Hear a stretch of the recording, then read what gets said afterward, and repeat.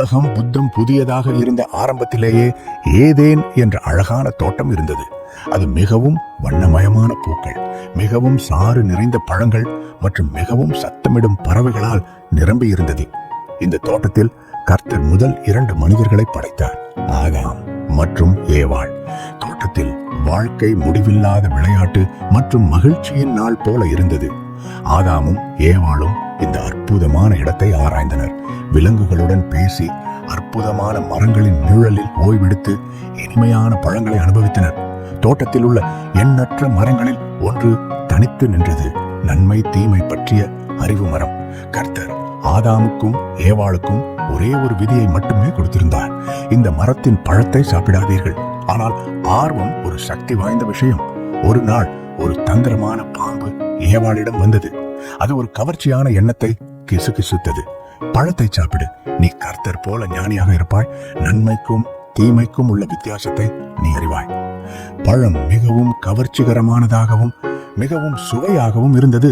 மேலும் ஞானத்தின் வாக்குறுதி மிகவும் கவர்ச்சிகரமானதாக இருந்தது.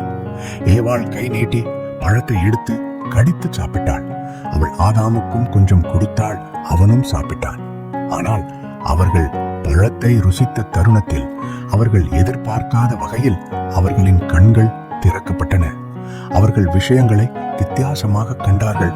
கர்த்தருக்கு கீழ்ப்படியாமல் போனதை உணர்ந்தார்கள். அவர்கள் பயத்தையும் அவமானத்தையும் உணர்ந்தார்கள். தோட்டத்தின் பேரின்பத்தில் அவர்கள் ஒருபோதும் அறிந்திராத உணர்ச்சிகள்.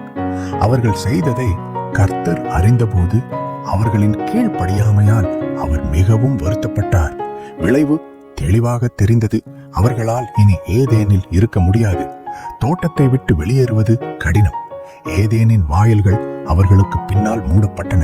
முதல் முறையாக வாழ்க்கையின் கடுமையின் வேதனையை அவர்கள் உணர்ந்தார்கள். ஏதேனுக்கு வெளியே உலகம் கரடு முரடானது மற்றும் அடக்க முடியாதது. ஆதாமும் ஏவாளும் புதிதாக எல்லாவற்றையும் கற்றுக்கொள்ள வேண்டியிருந்தது. உணவை எவ்வாறு வளர்ப்பது, தங்குமிடம் கட்டுவது மற்றும் இயற்கை சூழல்களில் இருந்து தப்பிப்பது. வாழ்க்கை இனி மகிழ்ச்சியான கண்டுபிடிப்புகளின் தொடர் அல்ல, ஆனால் உயிர் வாழ்வதற்கான போராட்டம்.